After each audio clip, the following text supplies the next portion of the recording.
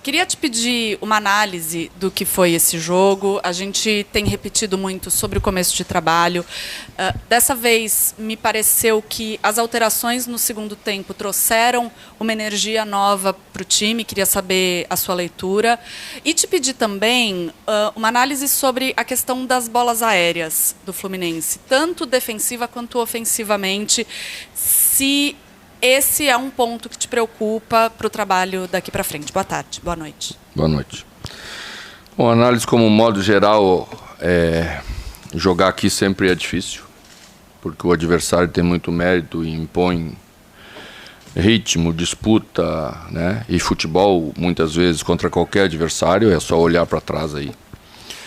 E achei que o Fluminense teve um comportamento digno com o jogo, disputou o jogo, que era o primeiro passo para você, no momento em que estamos, né, vir aqui e brigar pelo resultado.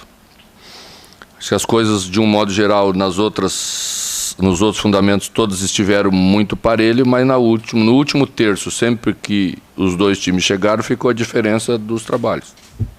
Um time tinha uma evolução natural, uma força maior e uma ideia muito clara do que queria fazer para acabar as jogadas. Resultado disso: chutou também pouco no gol como a gente, acho que aí 6-7, uma coisa assim, no gol.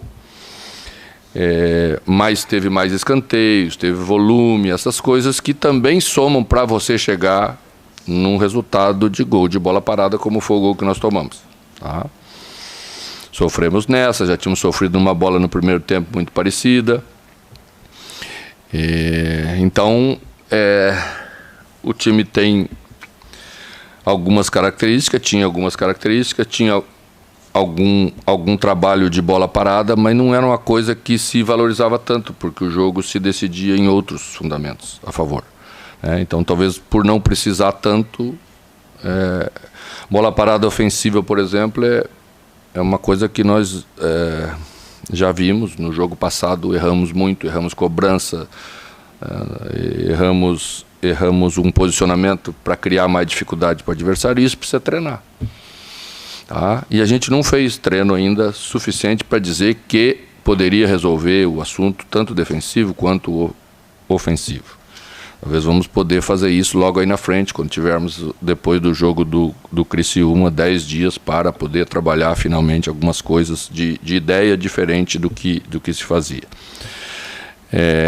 Então, a gente fica chateado porque o momento é um momento que tudo custa caro para a gente, né? Mas também não podemos a cada jogo ficar destruindo mais coisas. Nós temos que construir. Eu falei isso aos jogadores todos juntos lá. Nós temos que saber o que vamos cobrar e como vamos nos cobrar. Mostrar os caminhos das soluções, porque não adianta só apontar problemas. Nós temos que mostrar os caminhos. Eles acreditarem nesse caminho juntos, porque vamos construir juntos, para a equipe começar a escrever uma campanha diferente no Campeonato Brasileiro. Mano, que prazer estar falando com você. Você esteve aqui na Arena Castelão em outubro do ano passado, na mesma situação praticamente, né? Assumindo um trabalho, poucos dias, né?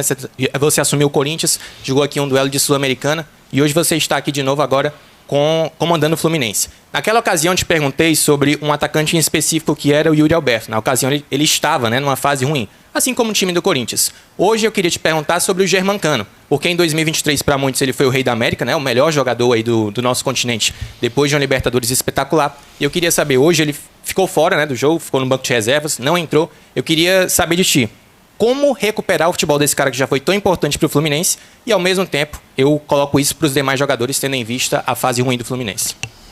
Bom, existe característica diferente dos atacantes. Cano, todos sabemos que é um finalizador, essencialmente um finalizador, um homem que faz gol de um toque na bola, 2 toques na bola. Esse tipo de jogador precisa muito da equipe. A equipe precisa levar a bola nessa condição para ele mais vezes, porque se fizer, ele vai voltar a fazer gol. Então, ele está dentro do contexto da equipe. Hoje quando fui cumprimentar Voivoda, disse a ele que eu estava vindo aqui pela terceira equipe diferente enfrentá-lo. Isso dá uma ideia dos problemas que temos no futebol brasileiro. Como é bom ter um trabalho duradouro, como isso significa bastante para a estabilidade de uma equipe, e como o contrário é verdadeiro na mesma proporção.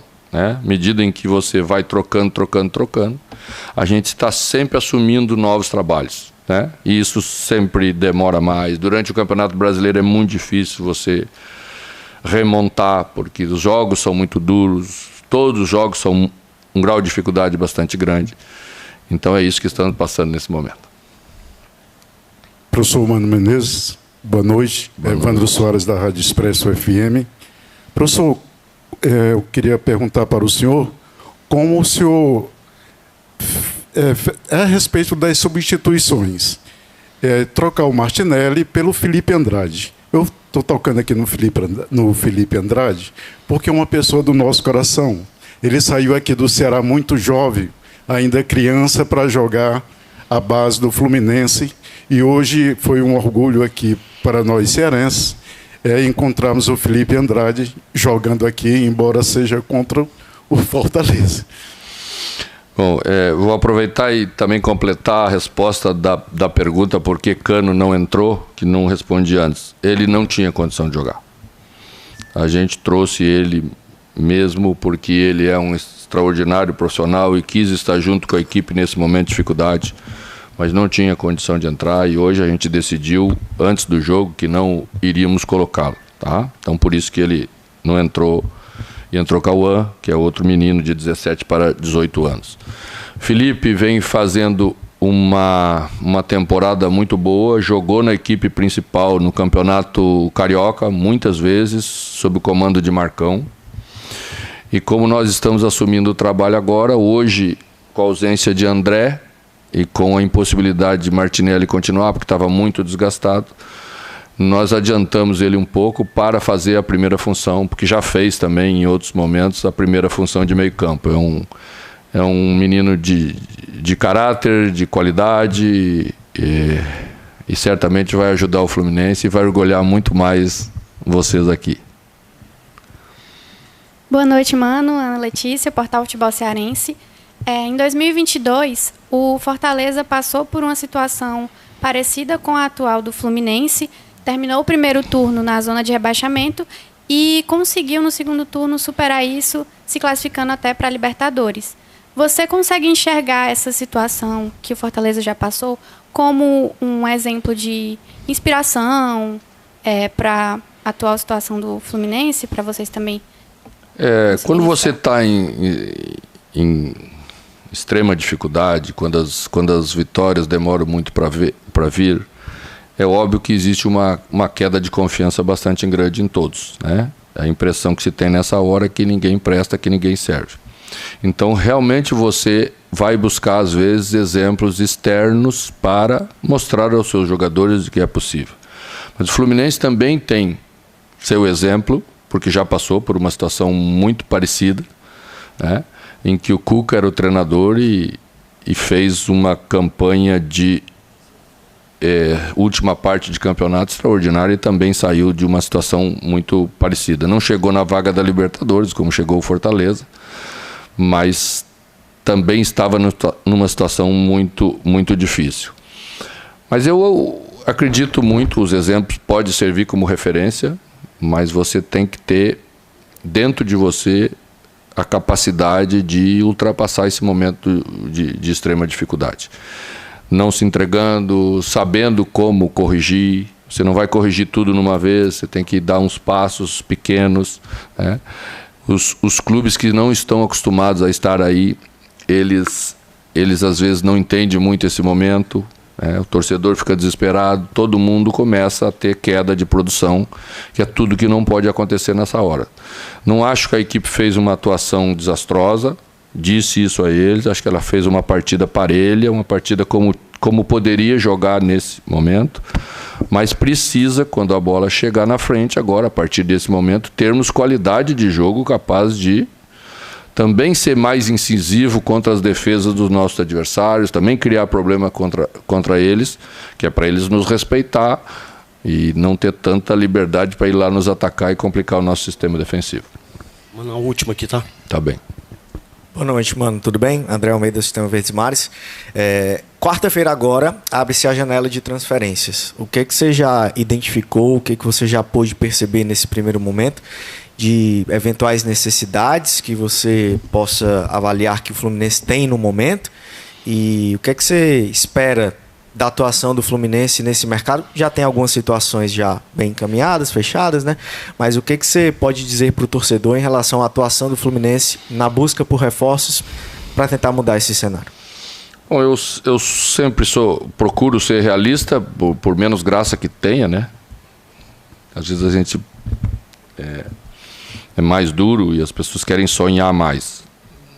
Você vai ter uma limitação. Acho que temos boas condições de acrescentar. Temos Thiago Silva que já está treinando conosco. Então vamos internamente ver os nossos problemas, as possibilidades que existem de mercado, onde podemos ir para pontualmente acrescentar coisas importantes no nosso elenco, para que com jogadores que tenham a capacidade de chegar e jogar. Que essa é outra coisa importante, porque não temos tempo para perder, não podemos esperar para que depois entre numa condição melhor. Essa vai ser a preocupação do perfil que precisamos traçar. Jogadores que tenham a capacidade de pontualmente acrescentar nos setores que precisamos e que tenham também a possibilidade de estar à disposição do treinador num curto espaço de tempo. Obrigado, mano. Boa noite. Boa noite.